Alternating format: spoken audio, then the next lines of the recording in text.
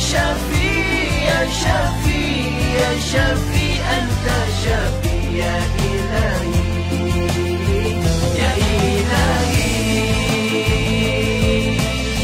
اذهب البأس واشفي لا شفاء إلا شفاؤك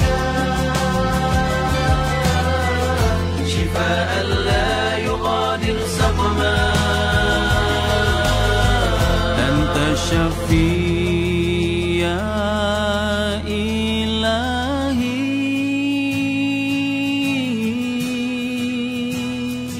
Assalamualaikum warahmatullahi wabarakatuh. Alhamdulillah, bersyukur pada Allah Subhanahu Wa Taala di petang-petangan hari ini kita sekali lagi bersama dengan Pak Haji ya. Bersyukur ya kerana Allah Subhanahu Wa Taala bagi kita boleh lagi bersama dengan program bersama-sama dengan herba ni, belajar herba yang ada di tepi rumah kita, herba yang kita gunakan dalam perawatan ya. Pak Haji telah bercakap tentang 7 petunjuk. Petunjuk yang kedua telah selesai. Kita masuk pada petunjuk yang ketiga ya. Bagaimana kita melihat seorang yang sakit itu supaya kita dapat lihat untuk membuat perawatan yang sempurna. Itu disebut sebagai art of healing. Seni bagaimana kita merawat seseorang. Seni ini penting. Pengetahuan tentang herba satu hal ya, tetapi seni itu satu hal. Kalau kita pun memang ada memiliki pengetahuan tapi kita tak ada seni, jadi dia tak jadi ya. Seni itu bagai kita nak masak sesuatu makanan ya. Kalau kita tak pandai untuk mencampurkannya itu, maka dia tak jadi. Jadi itu dinamakan seni. Jadi begitu kita kata seni ni sesuatu yang halus lah ya. Ada orang belajar tentang seni muzik ya, seni apa lagi ya, seni lukisan ya, lukisan yang seni. Ada orang belajar lagi tentang seni suara, seni berseni ya. Dan bila kita sebut saja tentang pengobatan, dia ada seni perubatan, seni. Jadi sesuatu yang halus, sesuatu yang kita harus memerhati dengan pemerhatian yang halus. Itu namanya seni. Jadi oleh sebab itu, maka apabila kita membuat perawatan, kita bertemu dengan orang sakit, yang pertama sekali kita kena hidupkan panca indera kita. Hidupkan panca indera kita, maksudnya mata kita, telinga kita, ya, kita boleh menganalisa daripada 7 petunjuk yang Pak Haji sebutkan. Petunjuk yang pertama ialah bagaimana kita lihat dia sebagai seorang yang situasi masa kini ketika beliau datang berjumpa dengan kita tu situasi apa? Situasi gembira, situasi sedih, duka cita yang mendalam dan sebagainya. Hormon dia. Yang kedua, kita tengok dia pula tentang bagaimana kadar vitamin C yang ada dalam tubuh badannya itu. Kalau ada penyakit kulit yang berpanjangan, ya itu permasalahan terhadap vitamin C. Orang yang hisap rokok ya, 3 rokok tersebut kalau dia hisap pada setiap hari, vitamin C nya telah musnah, habis, kosong. Jadi sebab itu kalau kita ambil vitamin C banyak-banyak pun, tapi kalau kita hisap rokok, kosong. Bila kita tidak ada vitamin C ini dia seperti kunci. Kita ambil herba. Kalau kita ambil herba, tubuh badan kita tidak ada vitamin C, seperti kita mengantar bantuan kepada satu rumah yang berkunci. Jadi berartinya dia tak boleh masuk. Sebab itu kita perlukan vitamin C ini. Vitamin C ini adalah salah satu daripada untuk membuka kunci di dalam tubuh badan kita. Itu yang paling penting yang Pak Haji nak ingatkan. Yang ketiga, Pak Haji nak sebutkan hari ini, tajuk perbincangan kita hari ini ialah kepentingan omega 3 dalam rawatan. Omega 3. Omega 3 ini ada 3 jenis omega. Omega 6, omega 9, omega 3. Hari ini Pak Haji nak cakap tentang omega 3 dahulu. Bila kita katakan omega 3, dia adalah omega yang tujuannya adalah untuk mengencerkan darah. Seperti mana yang Pak Haji telah terangkan, di negara-negara barat, orang-orang bila usia 40 tahun, mereka akan mengambil ubat pengencer darah. Sebab apa? Sebab darah manusia ini makin menua, makin tua, dia jadi semakin kental. Bila darah itu kental, darah yang berfungsi untuk membawa nutrisi, untuk mengeluarkan keracunan, untuk membawa hormon, untuk mengawal kesemua daripada herba-herba yang kita ambil itu sebagainya, semua ini adalah untuk darah. Darah dan blood circulation. Jadi oleh sebab itu, maka apa yang Pak Haji nak sebutkan dekat sini, bahawa setiap kali kita ingin untuk membuat rawatan kepada seseorang, kita kena pasti dulu darahnya kental atau tidak. Pastikan dulu apakah darahnya itu cukup untuk membawa nutrisi makanan yang kita berikan. Bagaimana kita nak tentukan darah kental atau tidak? Yang pertama, yang pertama, kita lihat pada usia, faktor usia. Jadi oleh sebab itu, maka sangat penting kita bertanya kepada orang sakit berapa usianya. Kalau dia kata usianya sudah 50-an ke atas, 60-an, itu makin kental. Makin usia makin jauh semakin kental, makin kental. Maka kita wajibkan, bila kita membuat perawatan kepada orang yang usia 40 tahun ke atas, sudah diwajibkan mengambil omega 3 soft gel. Apa yang akan terjadi bila kita tak ambil omega 3 soft gel? Darah jadi kental. Apa yang akan berlaku iaitu kesemutan di hujung-hujung jari. Hujung jari tangan, hujung jari kaki. Ya, kita tahu bahawa kesemutan itu ataupun kebas, ya, kerana oksigen tidak sampai di organ yang paling hujung ini. Sebab itu kalau kita tengok dalam iridologi, dalam mata hitam itu, pinggir mata hitam itu berwarna biru. Anemia in extremitas. Anemia maksudnya dia kurang mendapat oksigen. Jadi oleh sebab itu, maka dia akan rasa di sini ada kebas, kesemutan ini. Di hujung-hujung kaki juga kesemutan. Jadi sebabnya apa? Kekurangan omega 3. Jadi di dalam petunjuk kita yang ketiga ialah omega 3. Omega 3 ini dia mempengaruhi, ya, dia mengandungi apa disebut sebagai DHA dan EPA. DHA khususnya untuk otak, untuk memory. Kita tengok ada ketikanya anak-anak kita jadi ADD, Attention Deficit Disorder. Dia tidak boleh fokus.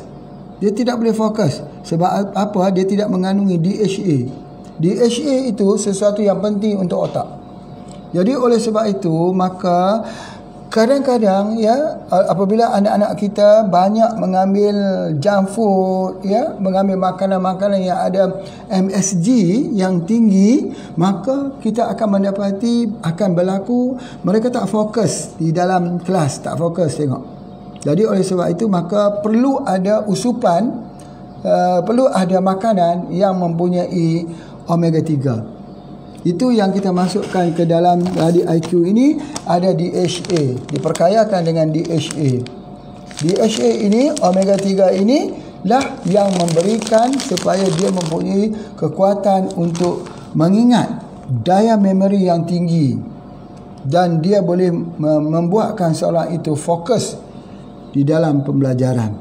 Itu adalah antaranya. Jadi Pak Haji mengambil kesempatan sikit, ya, berkongsi cerita pasal anak-anak. Ya, cerita pasal anak-anak ini, salah satu permasalahan kepada anak kita malas nak ke sekolah. Itu adalah terkait dengan percaya diri, terkait dengan keterlambatan untuk belajar, terkait dengan keupayaan untuk menghafal, terkait dengan keadaan sosialnya yang tidak begitu membantunya. Bagaimana nak selesai ke semua masalah-masalah ini dengan hanya satu produk, iaitu gunakan Radio IQ. Radio IQ. Ini adalah antaranya produk yang Pak Haji sebut in future product. Investasi yang kita sebutkan untuk masa depan.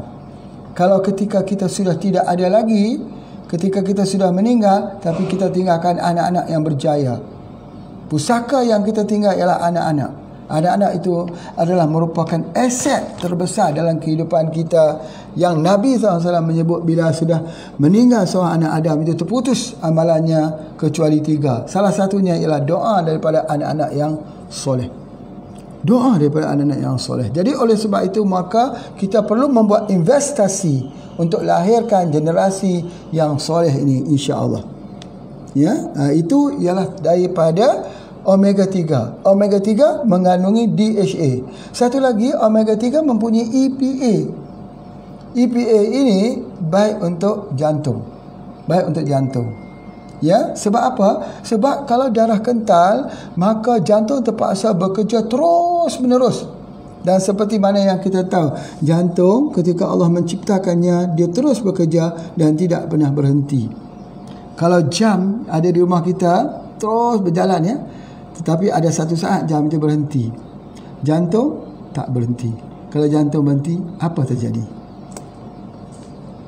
Jadi oleh kerana jantung bekerja tidak berhenti, terus menerus bekerja ini, maka dia tak boleh diberikan dengan darah yang kental. Kalau darah yang kental pula di situ menyebabkan jantung akan jadi semakin lemah. Jantung akan jadi semakin lemah. Itu adalah antara permasalahan yang Pak Haji nak sebutkan dekat sini, bahawa kita kena kita kena memastikan bahawa terdapat EPA. EPA itu adalah omega 3. Di mana ada omega 3? Minyak ikan. Minyak ikan apa? Tenggiri biru. Ikan tenggiri biru salah satu ikan yang tinggal yang diambil di Finland. Bila keadaan dingin yang ekstrim, ikan itu dalam keadaan duduk di bawah ais. Ais itu membeku. Ikan pun tidak bergerak, berpuasa. Pada ketika itu ikan mengeluarkan omega 3, minyak omega 3 yang tinggi. Pak Haji selalunya ambil ikan-ikan ini diproses. Kalau kita goreng dia atau kita membakar dia, dia tidak akan jadi kering. Tak akan jadi kering. Dia terus ada minyak, terus mempunyai minyak yang tinggi. Itu namanya minyak omega 3. Baik. Jadi oleh sebab itu bila kita ambil ikan-ikan di kawasan Arktik, ya, kawasan kutub, jadi kita akan mendapati ikan itu dia memproduce sendiri omega 3 itu apabila musim beku dan dia berpuasa. Manusia pun begitu. Manusia dapat menghasilkan omega 3 bila dia berpuasa. Jadi oleh sebab itu kita tengok bagaimana imam-imam, ya, orang-orang soleh dulu menulis dan menghafal kitab-kitab yang tebal-tebal itu. Imam Asy-Syafi'i menghafal kitab Al-Muwatta yang ditulis oleh Imam Malik. Ya, menghafal dengan kitab-kitab yang besar itu. Dan kita lihat Imam Bukhari, Imam Muslim, mereka menghafal hadis-hadis Nabi. Masya Allah. Sebab apa? Sebab mereka banyak berpuasa. Bila kita berpuasa, maka dia mengeluarkan omega 3 dalam tubuh badan kita. Daya ingatan, daya untuk kita menyerap sesuatu ilmu itu tinggi. Jadi oleh sebab itu, maka kita lihatlah Nabi Daud alaihissalam. Nabi Daud alaihissalam ini kita dapat lihat pada 3 perkara secara umum dalam pengamatan pengobatan. Yang pertama, Nabi Daud, puasa Nabi Daud. 1 hari berpuasa, 1 hari berbuka. Jadi puasa itu membuatkan seseorang itu jadi pintar. Puasa itu membuatkan seseorang itu lebih memahami. Walaupun Nabi Daud menjadi raja, tetapi untuk mendapat makanan harian dirinya dan keluarganya, Nabi Daud membuat baju besi. Bayangkan tengok seorang raja membuat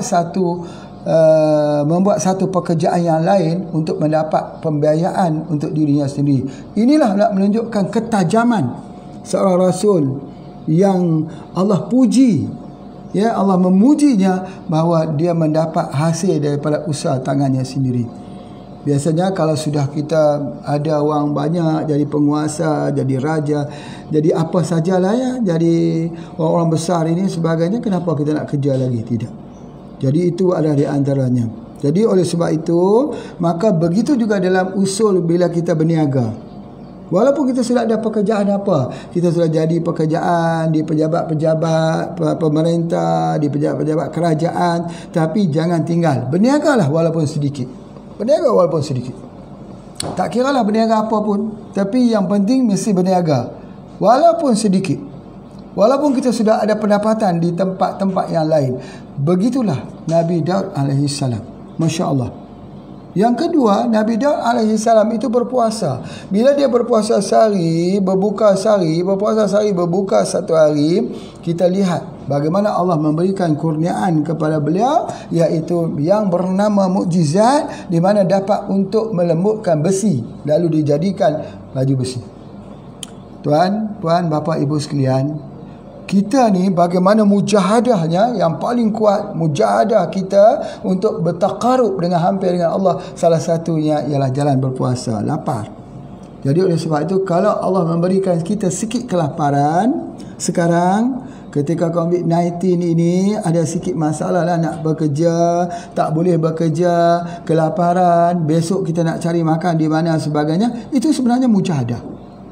Mujahadah dalam perjalanan kita untuk kita menghampirkan diri kita kepada Allah. Kita tahu, bila kita membuat sesuatu ataupun kita diuji sesuatu, kita kena ada ihsan. Ihsan itu, kita buat sesuatu itu seperti Allah melihat kita. Kalau Allah tak melihatkan kita, kalau kita tak melihat Allah, ya, kita buat seperti kita melihat Allah. Tapi kalau kita tak boleh melihat Allah, kita tahu bahawa Allah itu melihat kita. Itu ihsan. Jadi apapun amalan yang kita buat itu, kita kena rasa, dia panggil taqarrub. Taqarrub ini kita rasa bahawa seolah-olah kita ini hampir dengan Allah. Kita rasa seolah kita dipandang Allah. Memang pun Allah melihat. Ala ya'lamu man khalaqa wa huwa latiful khabir.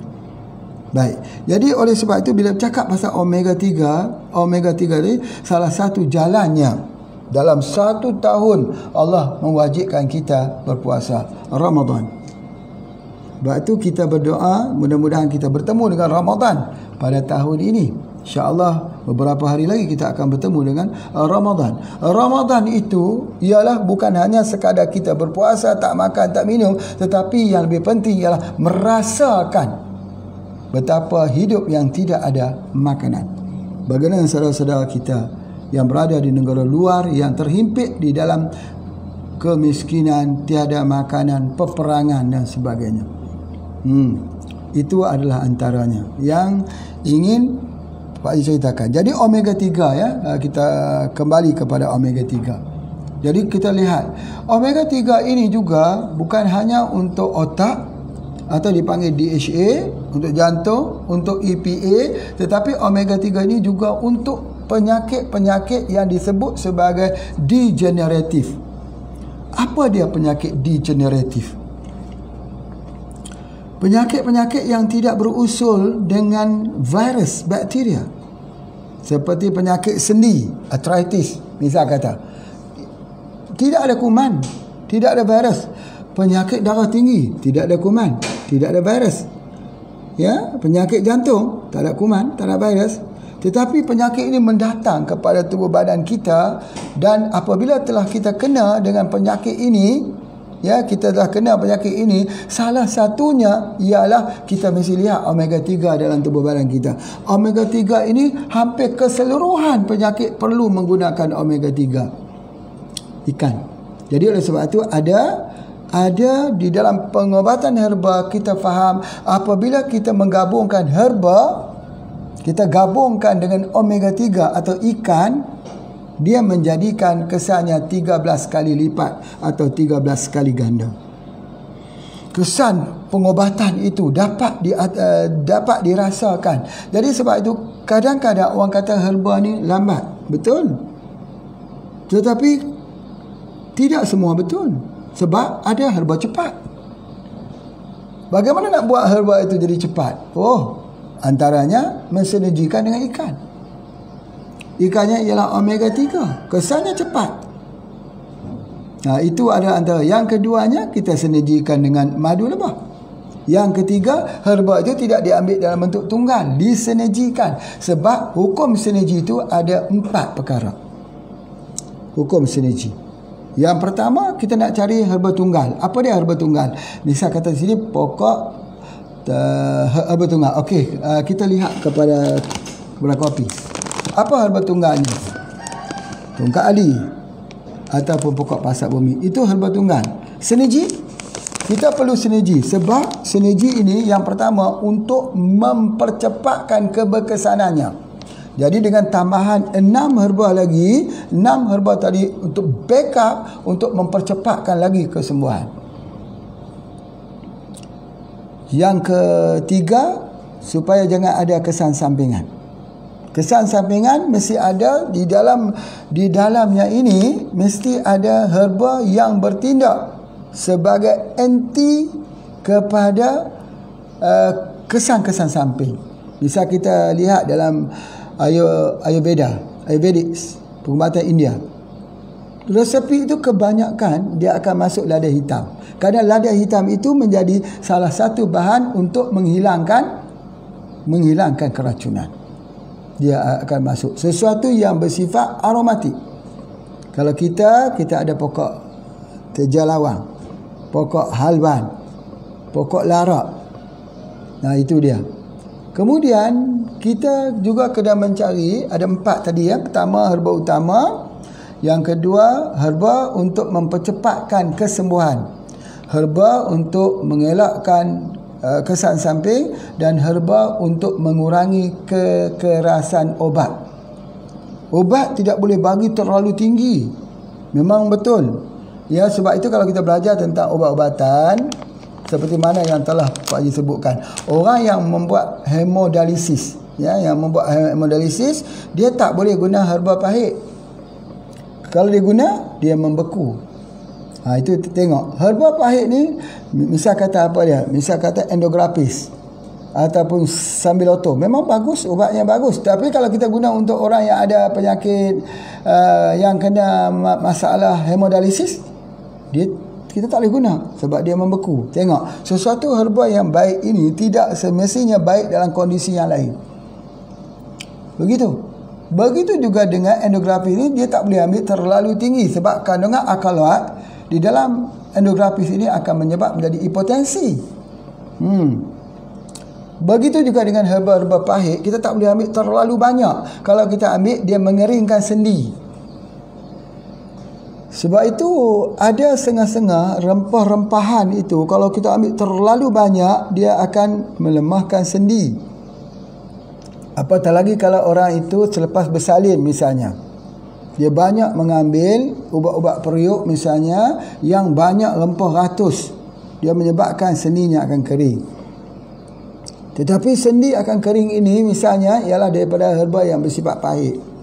Cuba kita lihat, banyak orang akan menyebut, kalau kita nak ubat untuk penyakit kencing manis, kita bagi herba pahit. Apa herba pahit? Tak kiralah pokok tunjuk langit ke, buah tunjuk langit ke, akar beroto wali ke, ataupun akar daripada buah pria ke dan sebagainya. Kesemuanya yang bersifat pahit. Bila kesemuanya kita ambil sifat pahit, mungkin gula boleh kita turunkan, tetapi sendi kita kering. Saudara tak boleh lagi solat sambil berdiri, kena duduk. Itulah di antara yang kita mesti faham, ya. Mesti faham betul-betul bahawa ada dalam sinergi tersebut herba utama, herba yang mempercepatkan keberkesanan, herba yang kita gunakan untuk mengelakkan kesan samping, dan kita herba untuk mengurangi kekerasan. Bila kita ambil herba, harus kita tahu apa yang disebut sebagai DOC, Direction of Cure. Bila kita ambil herba, kita kena ingat bahawa herba ini dalam tubuh badan kita ini memang ada sel-sel memory. Memang betul. Sama seperti orang yang sudah kena COVID-19. Bila dia sudah kena atau kena demam campak, dia ada satu memory dalam tubuh badan kita, kita tak kena lagi. Begitu juga orang kena COVID-19 ini, maka apabila dia kena, ada memory dalam tubuh badannya itu. Begitu juga dengan ambil herba. Kerana herba itu adalah unsur luar. Bila kita ambil herba, yang pertama sekali tubuh badan kita tak kenal herba. Tubuh badan kita tidak tahu ini baikkah, ini musuhkah, ini kawankah. yang dia tahu bila dia masuk satu benda yang tak pernah dia ambil, dia tak pernah ambil herba-herba ni seumur hidup, masuk dalam tubuh badannya, tubuh akan mula reject dulu. Dia reject. Sampai dia mempunyai pengetahuan, sampai dia mempunyai keserasian, barulah dia tak reject. Jadi reject itu kadang-kadang dia timbulkan apa disebut sebagai direction of cure. Ada 4 direction of cure. Apa dia? Yang pertama, apabila kita ambilnya itu, dia akan mengulangi sejarah lama. Pak Haji bagi contoh ya, orang yang patah tangan. Orang yang patah tangan ini, wa na'udzubillah, sudah sembuh. Sudah sembuh, elok. Mungkin ada sikit-sikit lah kesannya. Bila dia minum air kelapa, dia akan sakit balik. Sakit balik. Kenapa? Dia mengulangi sejarah lama. Begitu juga dengan orang yang patah tulang, tercabut sendi, bila dia ambil herba, dia akan memberikan kesan nanti. Kesan sakit semula di tempat yang dia ambil itu. Ya, apatah lagi kalau melibatkan tulang belakang. Dia pernah terjatuh duduk, terjatuh ke belakang begitu, yang efeknya kepada tulang belakang. Slip disc. Jadi bila efek dekat sini, dekat tulang, maka bila kita ambil sesuatu herba, dia akan bagi sakit balik di tulang tersebut. Pertama, mengulangi sejarah lama. Yang kedua, dia akan sakit itu turun daripada atas ke sebelah bawah. Misal kata ya, Pak, Bapak, Ibu yang sedang sakit kepala. Bila kita ambil herba, hilang sakit kepala ni, tapi dia sakit pinggang. Makan lagi, hilang sakit pinggang, sakit di bahagian tumit, di bahagian kaki. Makan lagi, baru dia hilang. Yang ketiga, daripada dia berpindah daripada organ-organ dalaman yang bahaya kepada organ di luar, yang di kulit. Bila kita ambil saja, bagi setengah penyakit pesakit yang serius, bila kita ambil, dia akan jadi ruam-ruam, merah-merah. Dia menunjukkan bahawa ada masalah di sebelah dalam. Ada masalah. Dan kita kena ingat bahawa herba bukan macam minum air kosong. Kalau kita minum air kosong, dia memang tidak ada apa-apa. Kalau kita mengharap tidak ada respon pada tubuh badan kita ini, ya seperti kita minum air kosong. Tidak. Herba mempunyai bahan-bahan pengobatan. Itu direction of cure. Ya, yang pertama dia mengulangi sejarah. Yang kedua dia keluar, dia turun atas ke bawah. Ya, yang ketiganya dia keluar. Yang keempat ini dia berlaku, dia reverse mula simptom-simptom awal kita dulu sebelum kita sakit. Sebelum kita sakit teruk tu, Allah bagi simptom apa dia? Demam, flu, hingus, ada sikit discharge keluar, hingus, keputihan. Kesemuanya itu, kalau kita ambil ubat-ubat kimia, semua dipendamkan.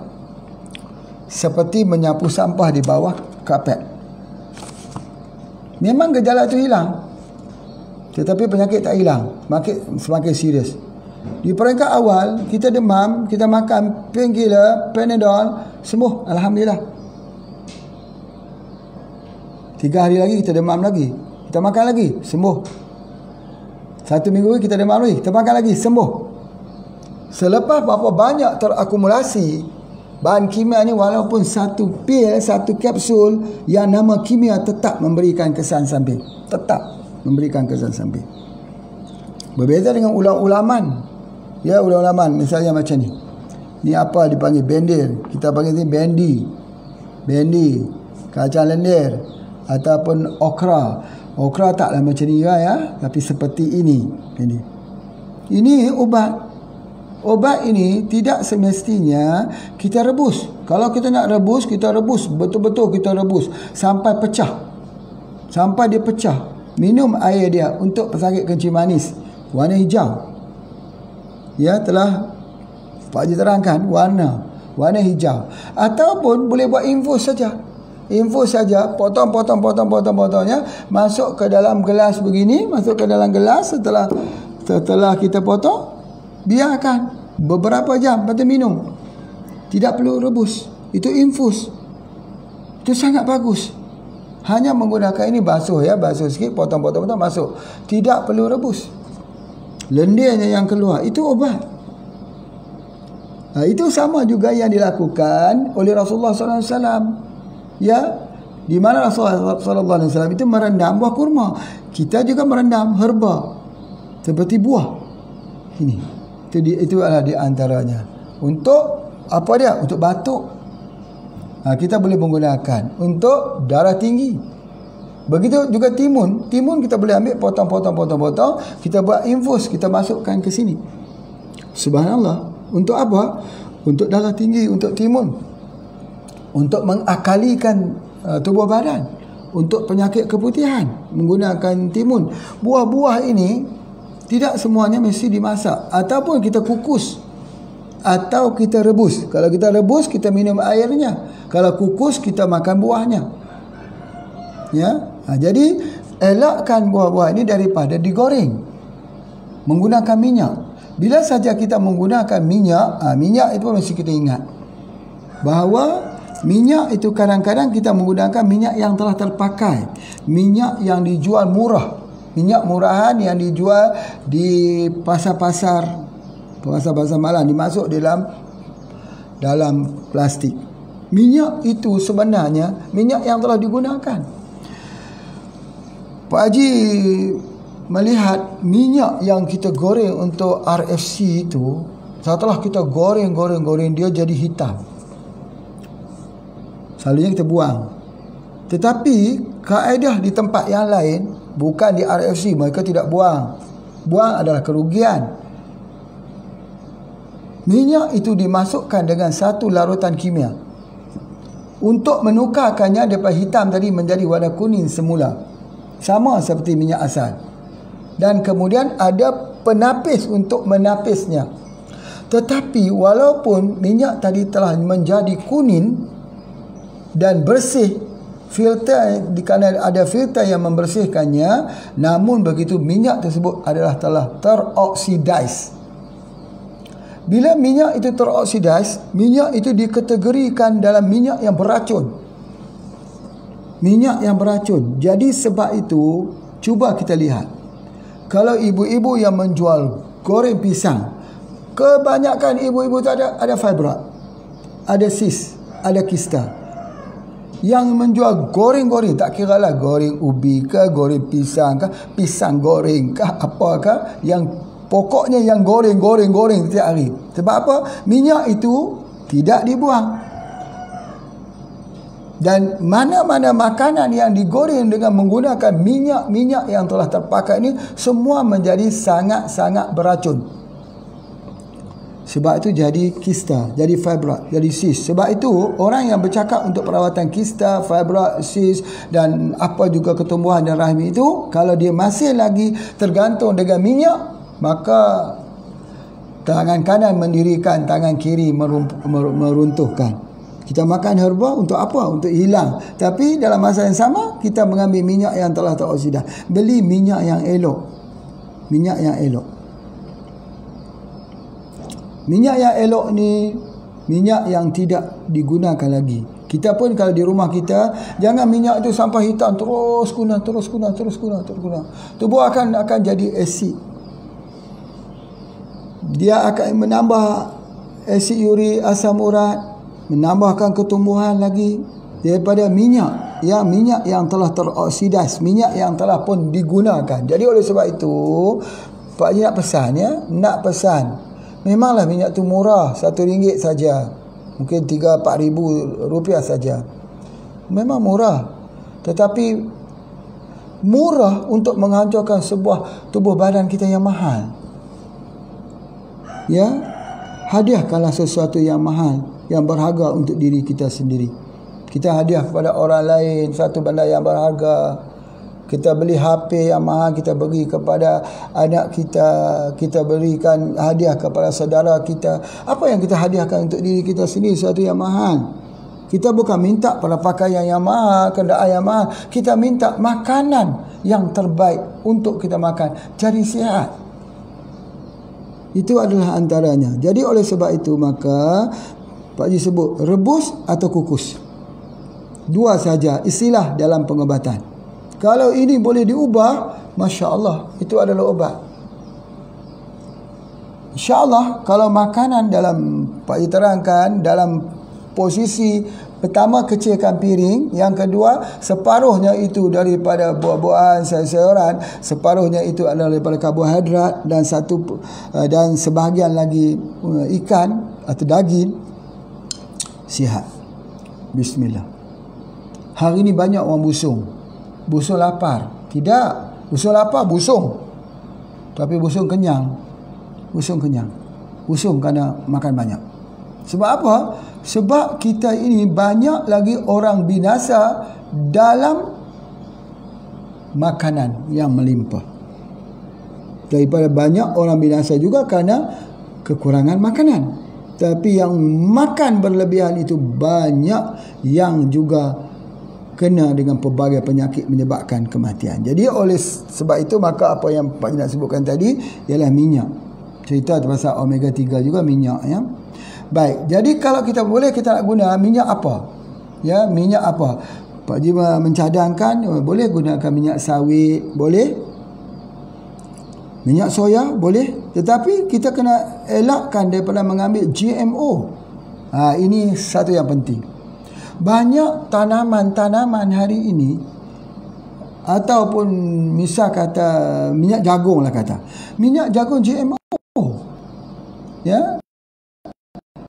GMO ialah genetic modification. Ya, bila dia ubah genetik itu. Yang paling teruk GMO asasnya haiwan plus dengan tumbuh-tumbuhan. Hancur. Jadi oleh sebab itu Persatuan se-Eropah, Soya se-Eropah pernah membakar ladang mereka puluhan ribu hektar. Sebab apa? Sebab mendatangkan penyakit-penyakit yang aneh kepada keluarga mereka. Betul. Hari ini mereka tanam jagung GMO, soya GMO, tapi mereka bukan guna untuk diri mereka sendiri. Yang sendiri tak guna GMO, mereka buat untuk ekspor buah-buah yang besar GMO. Bila kita ambil itu, dia mendatangkan pelbagai penyakit yang aneh-aneh, memunculkan penyakit. Itu satu bab. Yang kedua, memusnahkan sistem imuniti dalam tubuh badan. Itu satu bab. Ketika virus COVID-19 ini datang menyerang, sistem pertahanan tubuh badan tidak ada, hancur. Berjatuhan orang-orang kita satu persatu. Sebab apa? Sebab makanan yang mereka ambil pada setiap hari itu tidak membina imuniti tubuh badan mereka.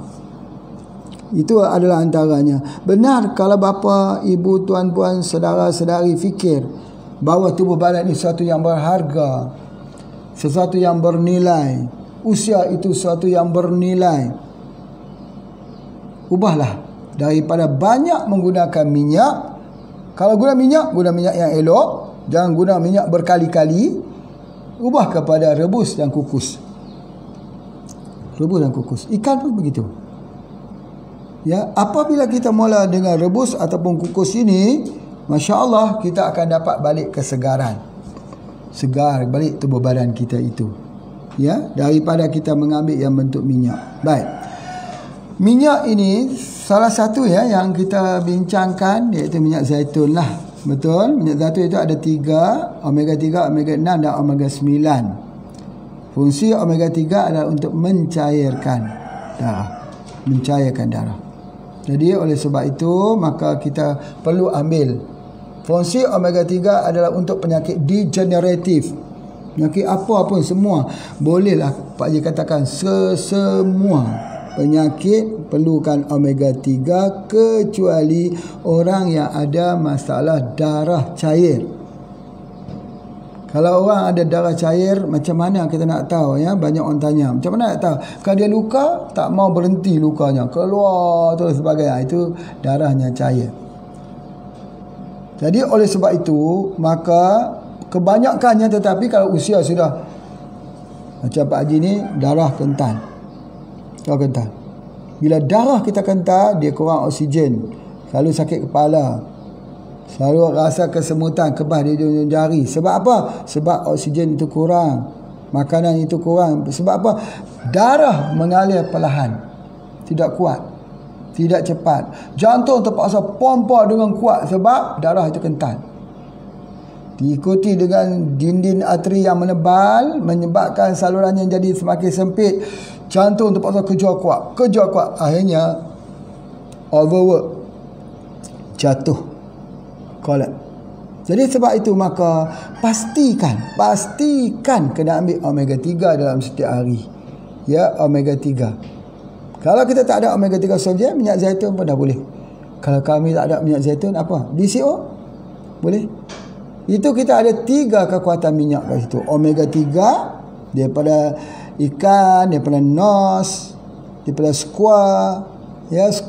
squalene. Satu.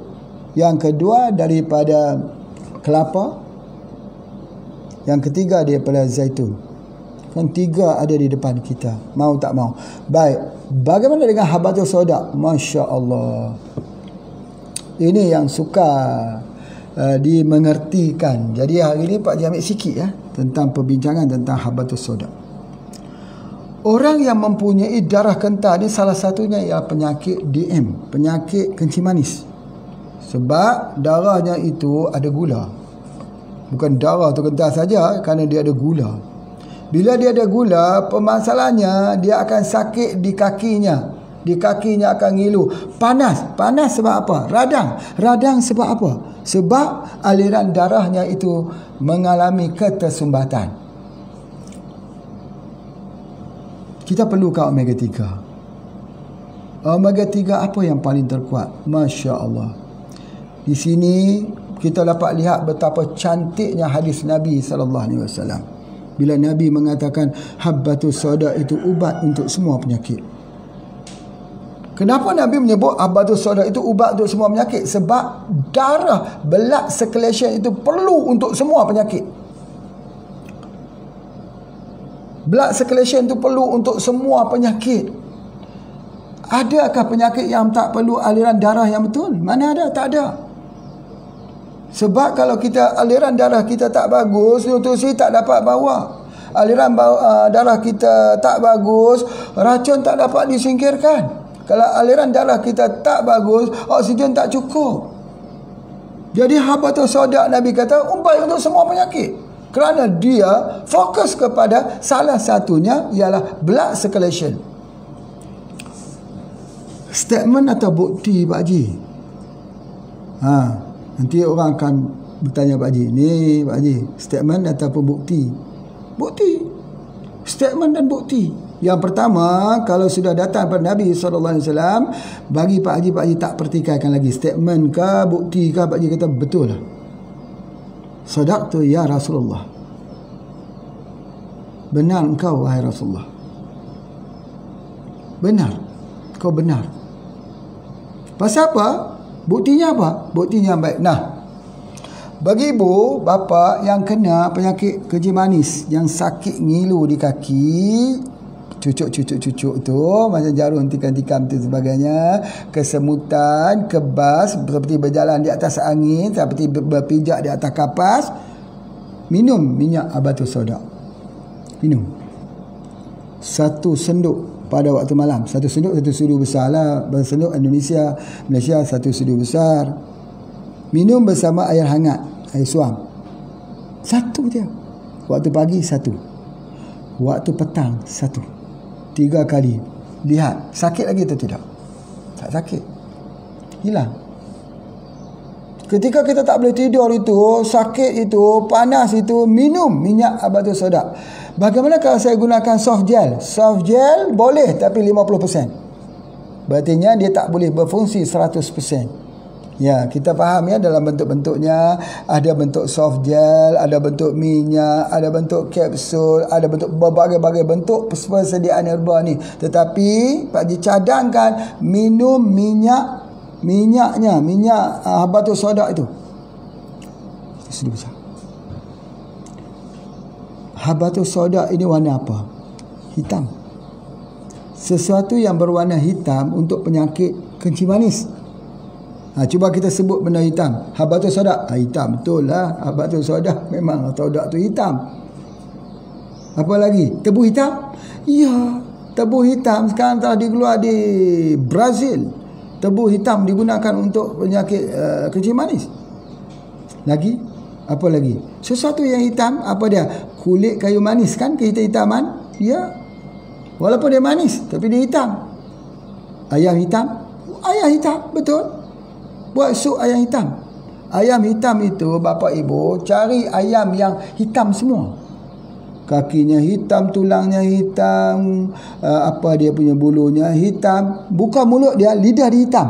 Mulut dia hitam. Daging dia hitam. Rebus buat untuk sup untuk orang yang ada penyakit kencing manis. Jadi kalau kami lihat satu hitam, bagaimana kalau ketan hitam, pulut hitam? Masya Allah. Ambil satu sudu pulut hitam atau ketan hitam, satu suduk tu, masuk ke dalam air, gelas tinggi. Biar gelas tu agak tinggi sikit macam tu. Masuk satu sudu, tuang air panas, kita tutup semalaman. Besok minum. Waktu pagi 1/3, waktu tengah hari 1/3, waktu malam hujungnya habiskan. Tengok gula turun atau tidak? Turun. Ketan hitam itu jadi ubat untuk penyakit DM. Penyakit kencing manis, diabetes mellitus. Pasal apa? Sebab dia hitam. Ya Allah, warna itu memainkan peranan yang penting. Kalau warna hijau, hijau pun untuk darah juga. Untuk dapatkan oksigen yang mencukupi. Kalau warna hitam, untuk gula. Kalau warna merah, untuk jantung. Jadi kalau warna kuning, untuk hati. Baik. Jadi oleh sebab itu hitam tu apa? Kalau kita kaji di sudut ilmu sains dan kita kaji dalam ilmu pengobatan herba, dia sebut begini. Jadi ahli-ahli herba dia tidak melihat, dia tidak melihat bahawa penyakit kencing manis itu tidak ada masalah pada pankreas atau insulin. Tidak ada masalah pada pankreas dan insulin. Ini ilmu apa pula? Banyak orang akan sebut ini betul ke Pak Haji ni. Ya. Kan yang menjadikan gula itu banyak masuk kerana insulinnya tidak cukup. Tak peka sel-sel pankreasnya itu nak mengeluarkan insulin. Sampaikan gula itu menjadi melempah di dalam darah. Kan betul begitu? Ya. Pak Haji faham itu. Tetapi di dalam teori 4 unsur. Baik. Itu hujah di dalam pengobatan moden. Sekarang izin kepada Pak Haji nak berhujah di dalam pengobatan herba. Pengobatan herba ini dia percaya bahawa kita ni ada 4 unsur. Tanah, air, api dan angin. Terjadinya masalah kencing manis ialah kerana unsur tanah. Unsur tanah. Apa itu namanya unsur tanah? Tanah ini sejuk dan lembap. Betulkah? Kita tengok begini. Jika tanah itu air, sejuk dan lembap itu air, sejuk dan kering itu tanah. Jadi penyakit kencing manis ini, DM ini ialah sejuk dan kering. Sifat dia. Kalau sejuk dan kering, sifatnya sifat tanah. Berartinya penyakit DM ini adalah kerana kekurangan sama ada vitamin atau mineral. Itu dua saja. Sebab unsur tanah ini paling kuat didominasi dengan mineral. Ada kekurangan mineral dalam tubuh badan seorang yang menyebabkan pankreasnya itu terganggu. Itu dia. Jadi kita ambil pada dia panggil sebab awalnya. Kita tidak ambil pada penghujungnya. Sebab apa berlaku permasalahan kepada pankreas, insulinnya tak mencukupi. Sebab apa? Kita balik kepada asalnya lagi. Usulnya lagi. Usulnya sebab tanah. Tanah ni mineral. Baik. Mineral ini seperti mana yang Pak Haji telah terangkan. Orang mati bila dibakar, abunya itu dibuat test sama seperti orang mati tubuh badan manusia dibakar, dites sama dengan mineral yang ada dalam bumi. Tetapi orang kencing manis kalau mati dia tidak ada satu mineral. Ada satu mineral yang kurang. Apa dia? Selenium. Selenium. Jadi selenium ini biasanya ada di tempat-tempat yang berwarna hitam. Mineral selenium ini ada di tempat-tempat yang berwarna hitam. Yang kedua, bukan sahaja selenium, tapi kromium yang paling penting. Krom. Jadi selenium ini biasanya ada di atas kawasan tanah Gunung Merapi. Kalau kita kata di Pulau Jawa tu, tanah-tanahnya itu mengandungi selenium yang paling tinggi. The powerful antioxidant untuk menghilangkan semua kita punya permasalahan kita. Tetapi ada satu lagi yang uniknya, yang khususnya, yang ada adalah habbatus sauda, yang ada dalam tebu hitam, yang ada dalam apa-apa yang berwarna hitam, iaitu kromium. Krom. Jadi bila tidak ada krom, maka pankreas itu akan menghadapi permasalahan. Krom nak ambil dari mana? Tumbuhan yang hitam. Kalau ubi hitam. Lagi berwarna, lagi hitam, lagi bagus. Pernah tengok tak ubi menjalar itu? Ada satu ubi menjalar yang isinya itu bukan warna hitam lah, tetapi berwarna apa? Tapi bukan warna kuning, bukan. Yang kuning tu untuk liver, tapi yang berwarna agak ungu. Ungu tu nak kehitam-hitaman. Ubi itu terbaik untuk orang yang kena penyakit kencing manis. Sebab apa? Dia mengandungi krom. Tengok warna pun sudah tahu kata dia mengandungi krom. Kromium. Jadi oleh sebab itu, maka fungsi kita nak kena cari krom. Di mana ada krom? Di mana ada krom? Kalau di tempat Pak Haji ni ada. Maksudnya di Gunung Jerai ni ada. Di sebelah sinilah, sebelah singkir laut ini. Orang sini tak panggil singkir laut, dia panggil singkiak laut. Singkir laut ini, di sini ada tumbuh krom. Krom tumbuh. Masya Allah. Adakah krom tumbuh? Krom ni tumbuhan kah Pak Haji? Bukan.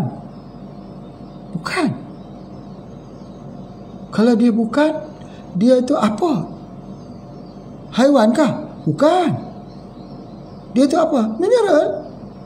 Mineral, bagaimana mineral itu tumbuh? Dia keluar daripada di pinggir-pinggir gua.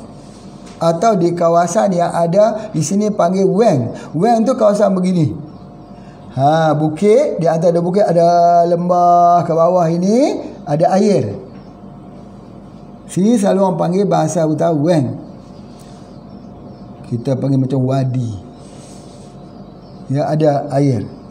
Bila ada air dekat situ, maka itu sebenarnya Allah sudah buat untuk semua binatang-binatang turun minum air ketika haus.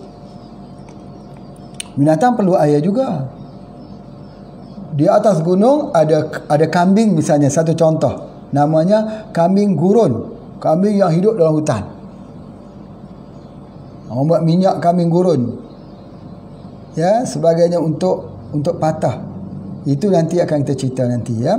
Baik. Jadi dalam hutan itu ada kawasan lembah yang ada air. Di situlah harimau makan, di situlah kambing gurun makan, di situlah rusa makan, di situlah pelanduk makan, di situlah ayam hutan makan. Semua mengambil air daripada daerah tersebut.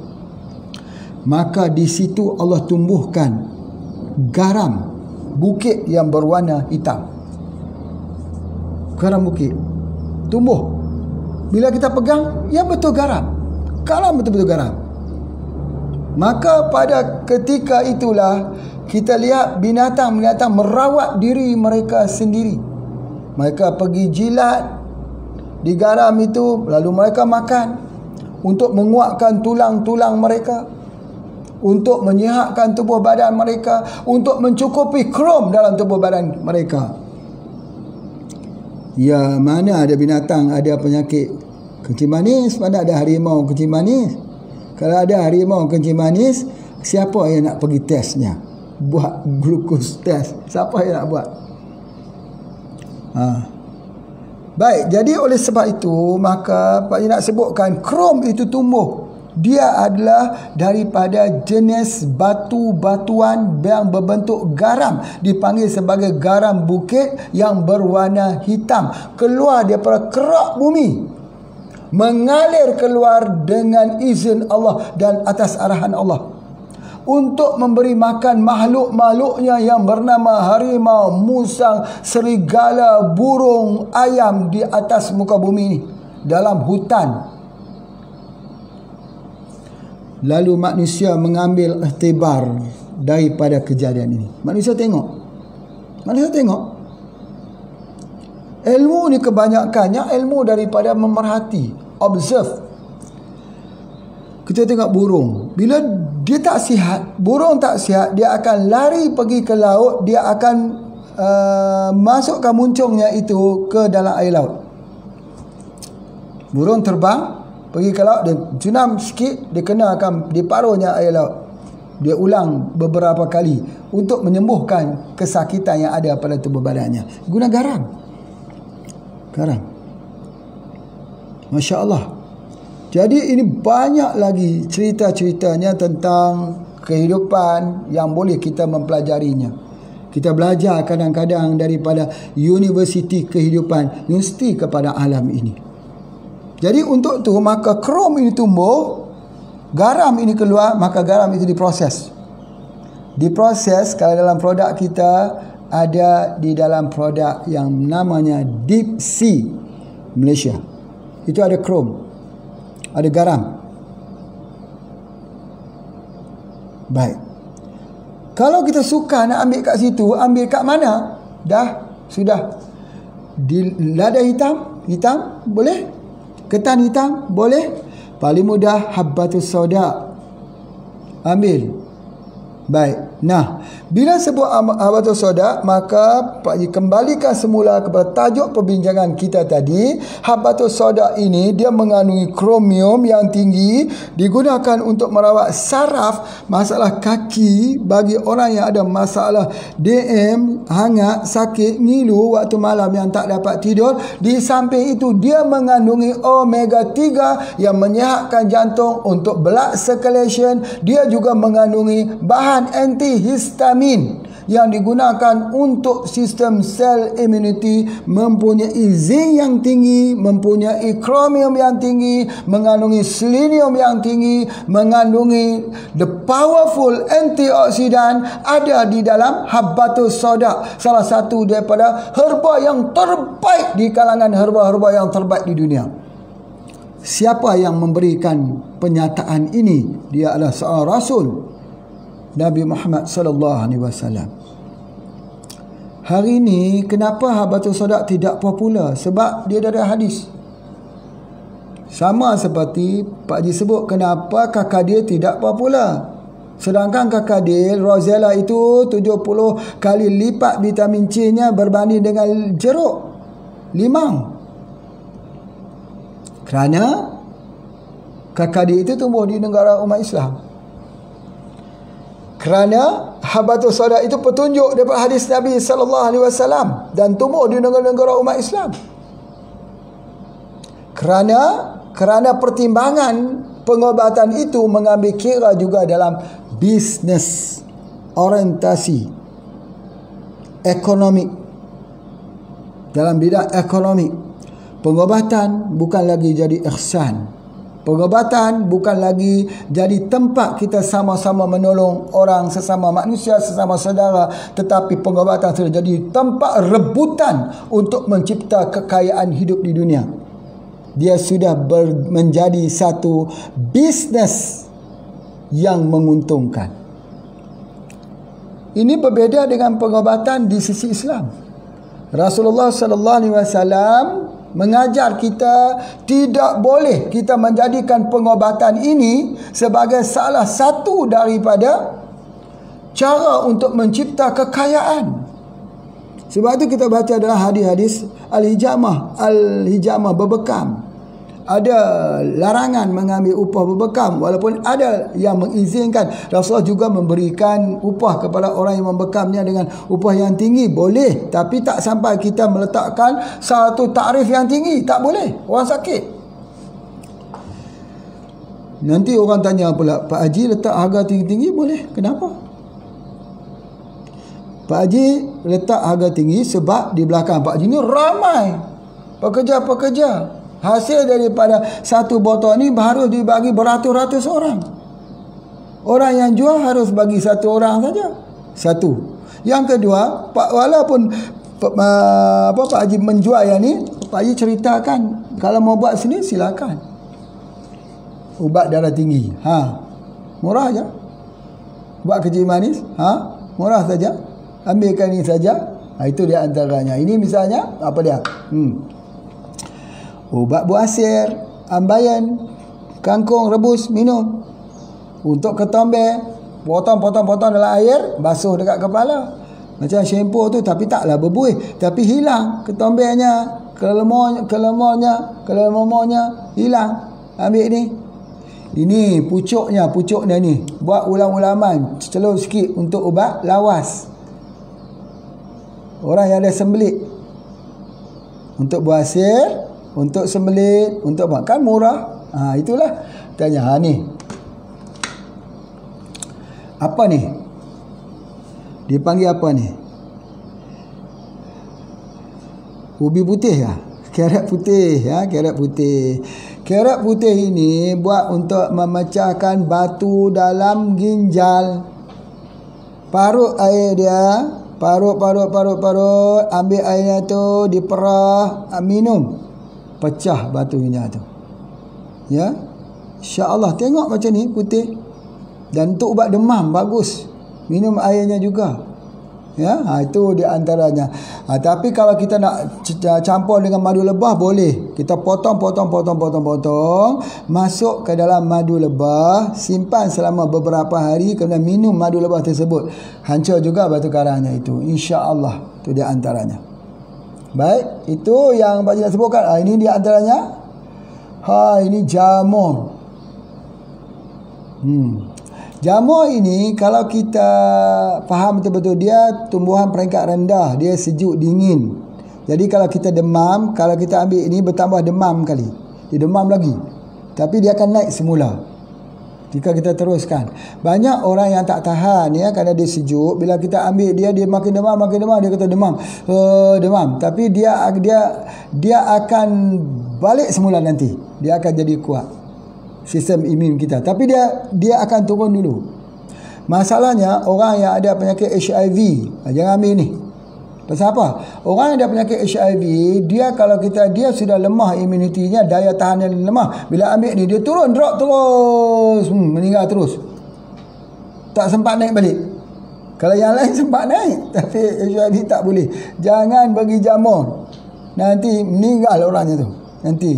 Itu yang kita harus faham. Ada beberapa herba yang tak boleh kita berikan, yang tak boleh kita berikan nanti bersama dengan ubat-ubat kimia. Nanti kita akan belajar nanti, insya-Allah, herba-herba yang tak boleh kita beri. Kalau kita dah ambil ubat-ubat kimia misalnya, misalnya dia sudah ambil ubat-ubat pencair darah, dia tak boleh ambil minyak galis. Galis tu apa dah? Minyak daripada bawang putih. Kalau ambil dia akan stroke. Ambil ubat pencair darah, tak boleh ambil galis. Banyak lagi yang kita kena tahu tentang herba, komplikasinya yang bersifat kontra dengannya. InsyaAllah bersama dengan Pak Haji terus belajar. Jangan pernah jemu-jemu. Belajar dan terus, dan share, like, komen sikit-sikit. Tulis itu, Assalamualaikum Pak Haji, ini saya daripada Semarang ni. Wah, Masya Allah Tulis-tulislah sikit-sikit, menggembirakan hati. Pak Haji pun tengok, wah ini dia, Masya Allah Jadi yang kemudian, hantar pada teman-teman. Jangan hantar kepada anggota kita saja, ahli kita saja. Tak apa, siapa pun tak mengapa. Kalau dia tak suka, dia tak payah tengok. Kalau dia suka, mudah-mudahan di sini obat yang dia sedang cari ada di sini. Akhir sekali, Pak Haji nak pesankan, tadi terlupa nak simpulkan bahawa ada ini ubat kita untuk buasir. Jangan potong ya. Iaitu namanya ficus. Terbaik. Ficus. Ya. Jangan potong. Kalau ada buasir yang keluar yang orang nak minta potong, jangan potong. Baik. Jangan lupa Black Radik. Jangan lupa mun bagi ni spray sajalah, bagi nampak muka kita, bagi nampak putih bercahaya.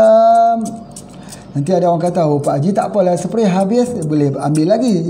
Jika kami macam mana yang habis, beli lagi. Ya Allah, ya Tuhan, jangan berhitung. Hadiahkan sesuatu yang berharga pada diri kita sendiri. Hadiahkan. Sihat itu harganya sangat-sangat mahal. Terima kasih. Assalamualaikum warahmatullahi wabarakatuh.